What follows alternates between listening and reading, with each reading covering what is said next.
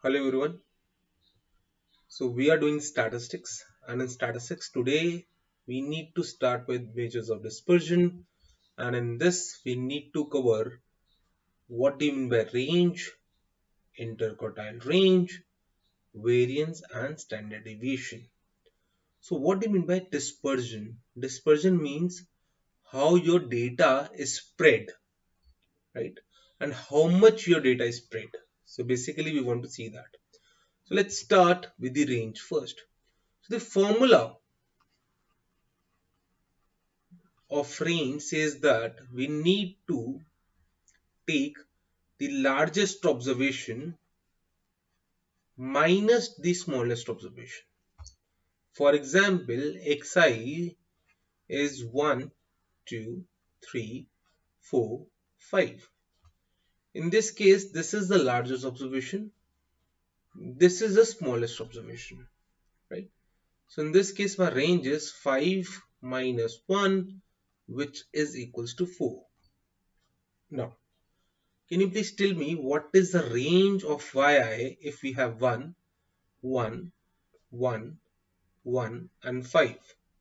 Again for y also, the largest is 5 and the smallest is 1, therefore range is equals to 4, right? So basically the range is capturing only the largest and the smallest observation. The largest, which is 5, and smallest, which is 1, right? It is not seeing what happens to the data which is inside of these two observations. So basically in this case, according to me, my data is widely spread in the case of xi as compared to yi. Yeah. So for example, if we take another variable which is zi, let's say 1, 5, 5, 5 and 5. Again the range is 4, right? Because it is taking care of only first and the last observation, not these observation.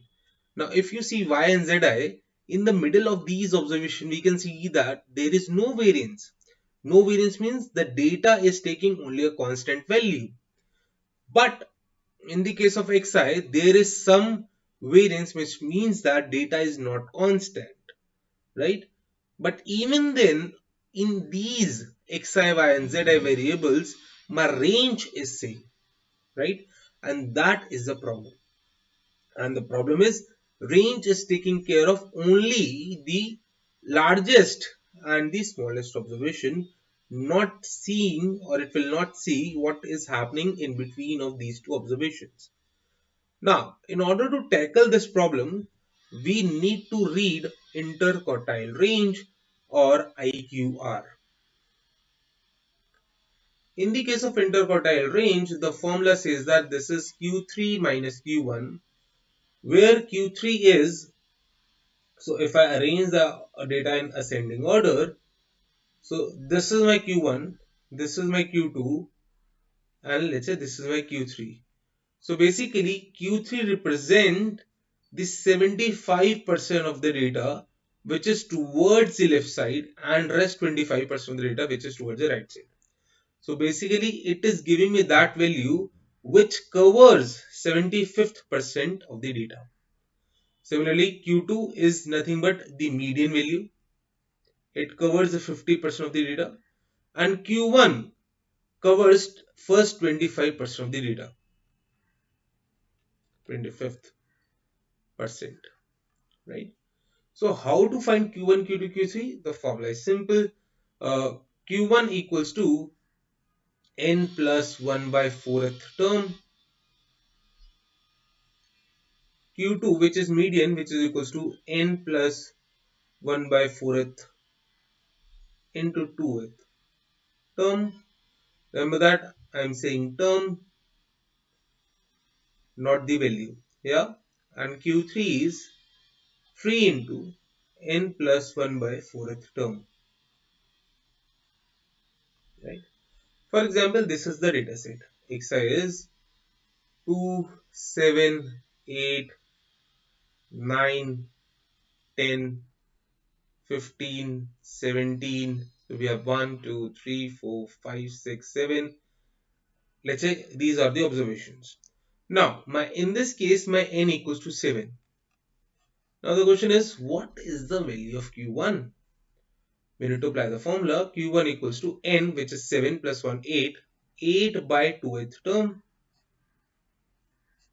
which is equals to second term, sorry, 8 by 4th term, my bad, 8 by 4th term, which is equals to second term, right? Second means Q1 equals to 7, which is equals to 7. Similarly, what is the value of Q2? Q2 is 2 into 8 by 4th term, which is equals to 4th term, which is equals to 4th term is 9. Q1, Q2 is equals to 9. Similarly, for Q3, which is equals to 3 into 8 by 4th term, which is equals to 6th term, and this is my 6th term. Therefore, my Q3 equals to 15. Yeah. And my IQR now, which is equals to Q3 minus Q1, is equals to 15 minus 7, which is equals to 8. So basically, IQR is telling me the spread of middle 50% of the data set. The spread of middle 50%. We have 25% here, we have 25% here, but IQR is telling me the spread of middle 50% of the data set. So if I compare two IQRs, let's say IQR1 and IQR2, let's say the value of IQR in the case of dataset 1 is 8 and the value of IQR in the dataset 2 is 10. So basically we are saying that the data is spread more in the case of dataset 2, or the middle. If we talk about only the middle 50% of data, then we can say that the middle 50% of the data is spread more in the case of dataset 2 as compared to dataset 1, because the value of IQR is more in dataset 2. Yeah. Now, since IQR is not capturing all of the data set, therefore the disadvantage of IQR is this, because it is not capturing the complete data set, and therefore we need to learn variance, because variance is taking care of all the data set, right? The formula, so now there are two concepts: population variance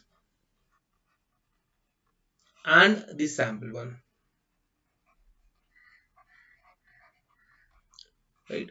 Population variance we generally denote by sigma square, which is equals to summation xi minus x bar whole square divided by n, and in the case of sample variance, s square, which is equals to summation xi minus x bar whole square divided by n minus 1, right? So basically, right now I will use population variance formula. Now if my xi are, let's say 1 2 3 4 5, in this case my x bar, we know that x bar equals to 3, so x bar which is equals to 3, right? So if I subtract xi minus x bar, then this will be xi minus x bar is minus 2 minus 1 0 1 and 2. Therefore xi minus x bar whole square will be 4 1 0 1 and 4, and we need to take the summation of this, which is equals to 10. So basically sigma square in this case is equals to 10 divided by 5, which is equals to 2, right? Sigma square equals to 2. So basically we can see that variance is taking care of all the observations, right? Now this formula is also equals to summation xi square minus n x bar square divided by n. So if you calculate only, if you don't want to calculate xi minus x bar and xi minus x bar whole square, you can calculate xi square, which is equals to 1 4 9 16 and 25. If you add all these, what you will get? So basically 1 plus 4 5, 5 plus 9 14, 14 plus 16 30, 30 plus 25 55. So basically this is equals to 55, yeah, minus n, which is equals to 5, x bar square, which is equals to 9. So basically 55 minus 45 divided by n, which is equals to 5, and the answer is 2 again. Guys, in this case, please remember that if your xi if the unit of xi is in centimeter, then in the case of variance, this is 2 centimeter square. This is 2 centimeter square, right? So in this case, we can't compare centimeter square with centimeter. So what we need to do in this case, after finding the variance, please find standard deviation, which is nothing but under root of variance. So standard deviation is equals to under root of variance, right? In this case, under root of 2, but standard deviation is sigma. We do not standard deviation with the sign of sigma. Now in this case, under root of 2 centimeter only, not centimeter square, right? So basically, these are very simple tools, but we need to use them in every subject, whether you are dealing with, let's say, healthcare sector, agriculture sector, so on and so forth, financial sectors. You need to use all these concepts. Yeah. So please do read this very carefully. If you have any questions, please do let me know in the comment section. All the best. Keep smiling, keep laughing. I'll meet you in the next class. Bye, guys.